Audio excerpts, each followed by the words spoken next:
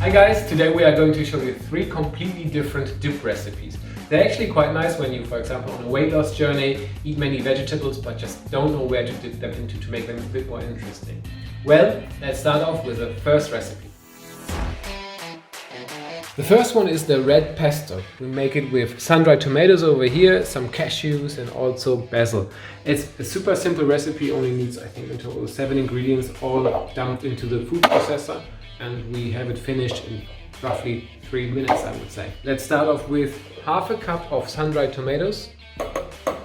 You can use them that are in oil, that's actually a bit nicer than those dry ones. Half a cup of cashews, 2 cups of basil or basil, depending wherever you live. Okay, so that should be about 2 cups of basil. Next we're gonna add 1 clove of garlic here. That only needs to be roughly chopped because it's going in the blender. Exactly, in it goes. 10 tablespoons of water, roughly 1, 2, 9. Let's leave it at 9. 3 tablespoons of olive oil, 3, and some salt to taste, using sea salt here. Some pepper to taste as well. Now all we need to do is close the lid and blend. Alright, let's blitz this. Okay. Alright, let's have a look. Yes, this looks very good. Here we are, and that's actually very lovely. And we just need to jar this up. This is actually one of the tastiest dips you will ever put together. Tomato and basil is always a good mix, Yeah. I find. The cashew makes it awesome. You might think, alright, this is very carb heavy, very fatty, and it will take ages for me to dip this up, but if you have a family, give it 2 days maximum and that's done. Awesome stuff. This is the red pesto done. Absolutely delicious, very recommendable. By the way, if you want to subscribe to our channel, now is a good time to do that. And in the meantime, I move on to the second recipe. So the second dip is a bean and lime combo, and we are going to use a pan to get this thing going. We've set the pan to medium heat and are going to put 1 tablespoon of olive oil to start off. First, we are going to peel about 2.5 centimeters or 1 inch of ginger, and we do the same with the clove of garlic. So we have the garlic done and the ginger looking good. Next, we're gonna grate both of it. So I have here like just a hand grater, and it works great. Because it's a grater. Funny. Alright, so this is very finely grated ginger and very finely grated garlic. Of course, you don't need to be that accurate with it, but definitely nice for the flavor. Alright, let's move this over to the pan. The oil is hot and in goes the garlic and the ginger. This is gonna fry for about 2 minutes now, and then we add the beans. Smelling good already. It does. Let's not burn this. This smells very good already, and I have here a can of kidney beans. You can also use black beans, actually whichever beans you like. I would recommend black beans and kidney beans for this dip here. And well, this is 1 can, a small one, 15 ounces, 435 grams, and they can all go into the pan right now. Fry this for another couple of minutes, let's say 3-4 minutes more, and then we move on to the next step. While this is frying away, add about 10 tablespoons of water, just a couple to support the beans here. 3, 8, 9. Let's leave it at 9.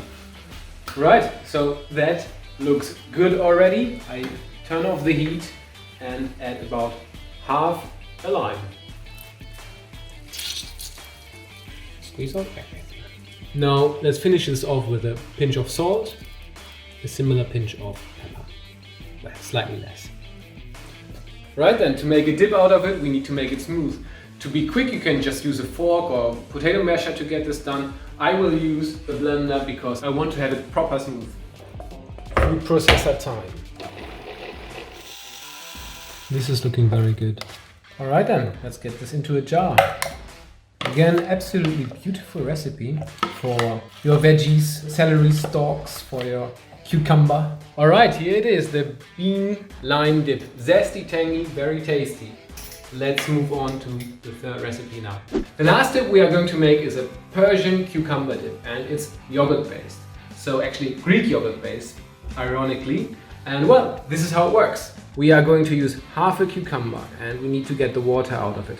To do this, I'm going to use a towel because that way I can squeeze it out properly and well, most of the water comes out.